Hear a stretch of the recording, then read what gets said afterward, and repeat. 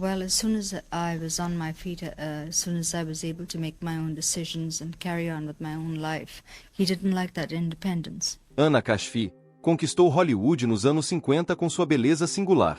Sua pele morena e traços distintos a tornaram ideal para papéis que, na linguagem da época, buscavam uma beleza estrangeira ou exótica. Estúdios e produtores ficaram fascinados com seus encantadores olhares, e ela rapidamente encontrou espaço em produções de destaque, onde interpretava personagens de origem não ocidental, reforçando estereótipos que eram comuns à época. Ela e Marlon Brando se conheceram no refeitório da Paramount Pictures, enquanto Anna trabalhava em seu primeiro filme, The Mountain. Marlon, que já havia ganhado seu primeiro Oscar pelo filme Sindicato dos Ladrões, sempre teve uma queda por mulheres morenas, e era considerado um dos solteiros mais cobiçados de Hollywood. Quando cruzou o caminho de Anna, ele ficou fascinado pela sua história. Ela se apresentava como uma jovem hindu, sozinha no mundo, sem laços familiares. A conexão entre os dois rapidamente evoluiu para uma amizade, mas o destino interveio quando Anna adoeceu com tuberculose. Brando decidiu não deixá-la sozinha, permanecendo ao seu lado durante o tratamento. Ele praticamente se instalou no hospital, acompanhando de perto a recuperação da mulher que para ele já era mais do que uma amiga. A fragilidade de Anna, somada ao ambiente íntimo que se formou entre eles durante a doença, fez com que Brando decidisse que era o momento certo de consolidar a união e a pediu em casamento. O que começou com um gesto de carinho e dedicação durante uma fase delicada, trouxe consigo uma série de desafios que nenhum dos dois esperava. Após quase um ano de luta contra a tuberculose, Anna Kashfi finalmente recebeu alta do hospital, trazendo consigo não apenas a recuperação da saúde, mas uma surpresa ainda maior: ela estava grávida. Diante dessa novidade, o casal decidiu oficializar a união o quanto antes. O casamento foi marcado para o dia 11 de outubro de 1957, e tudo parecia caminhar perfeitamente. Anna tinha 23 anos, enquanto Marlon era 10 anos mais velho. Naquela época, seria considerado um escândalo uma mulher ter um filho sem ser casada, e um homem não se casar com a mãe de seu filho. Marlon teria dito a amigos que não achava que o casamento fosse durar, mas que realmente queria um bebê, então ele tentaria. Entretanto, pouco antes do grande dia, uma revelação bombástica veio à tona e abalou a paz de todos os envolvidos. Um senhor, operário residente no país de Gales, chamado William O'Callaghan, entrou em contato com a imprensa para contar uma verdade até então desconhecida. Anna Kashfi, que se apresentava como uma jovem hindu misteriosa, era na verdade sua filha. Segundo ele, o nome verdadeiro dela era John O'Callaghan, e sua história de vida, como uma solitária de origem indiana, não passava de uma farsa cuidadosamente elaborada. Segundo o pai, Anna havia nascido na Índia, mas apenas por um acaso do destino, já que ele estava lá a trabalho na época. Logo após o nascimento, a família retornou à Inglaterra, onde a jovem cresceu e completou seus estudos.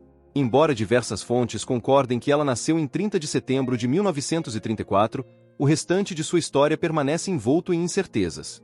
Supostamente, de acordo com a biografia de Anna, sua mãe, Selma Ghosh, deu à luz a ela em Calcutá, após uma aliança não registrada com seu pai, Devi Kashfi, um arquiteto.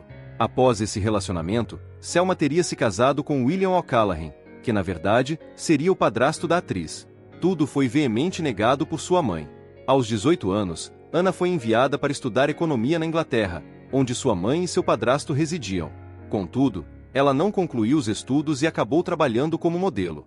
Foi nesse período que ela foi descoberta e escalada para o papel em The Mountain, filme que marcou o início de sua carreira no cinema.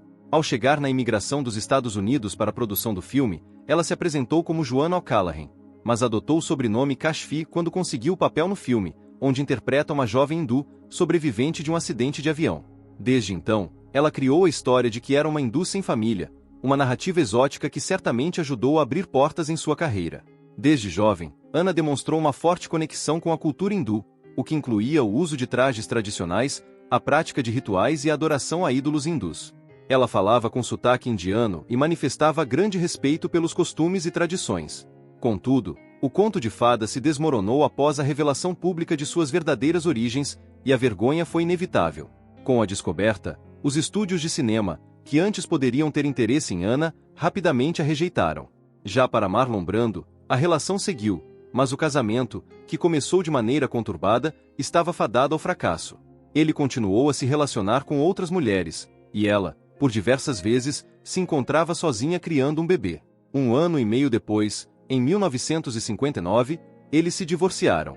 Durante o processo pela guarda do filho, Marlon e Ana se enfrentaram ferozmente nos tribunais.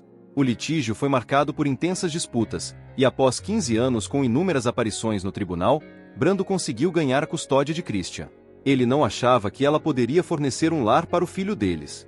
E ela afirmava que havia um desfile de mulheres entrando e saindo da casa de Brando, o que estava longe da vida familiar que ela queria para o filho. Em sua biografia, Ana descreveu Marlon como sexualmente incompetente e perverso, e também o caracterizava como beligerante, narcisista e pouco confiável. Após o divórcio, Ana ainda conseguiu garantir uma substancial soma de dinheiro. Com uma pensão anual de $500 mil, destinada a sustentar tanto sua vida quanto a de Christian Brando, Ana se viu financeiramente amparada. O acordo era tão generoso que ela manteria essa quantia mesmo se viesse a se casar novamente, o que lhe permitiu manter uma vida confortável, apesar de sua carreira ter se encerrado antes de começar. Já Christian se tornou vítima do ex-casal, testemunhando discussões e brigas físicas. Ele faleceu em 26 de janeiro de 2008, aos 49 anos, vítima de pneumonia. Sua vida turbulenta foi um reflexo da complexa dinâmica familiar e das pressões de ser o herdeiro de um dos maiores astros de Hollywood. O evento mais dramático de sua vida foi o assassinato do namorado de sua irmã mais nova, Cheyenne Brando, em 1990. Christian alegou ter agido em defesa dela, após Cheyenne ter dito que o namorado agredia. Após o divórcio de Marlon Brando, Ana casou-se novamente em 1974 com James Renaford. Seus últimos anos foram vividos longe do estrelato e das manchetes, mantendo-se relativamente reclusa. Ana perdeu uma promissora carreira cinematográfica após fazer apenas 4 filmes. Durante o processo de divórcio, Marlon alegava que ela tinha uma crescente dependência de drogas e álcool, mas ela perdeu definitivamente a guarda do filho ao ser presa em 1972, após sequestrar Christian Brando da escola e fugir para o México. Quando o filho foi preso por assassinato, todos os dias durante seu julgamento, Ana tentava visitá-lo em sua cela, mas ele se recusava a vê-la. Para ela, Marlon Brando era o único culpado por essa tragédia.